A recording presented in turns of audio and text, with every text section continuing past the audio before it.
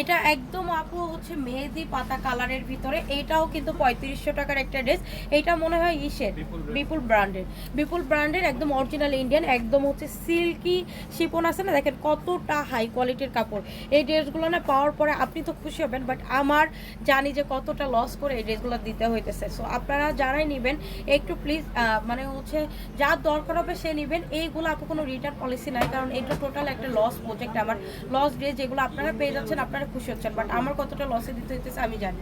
So এই হচ্ছে total ড্রেসটা। ফ্রন্ট সাইডে দেখেন কত জোস কাজ করা, ব্যাক সাইড নিচে হচ্ছে সিলেক্ট।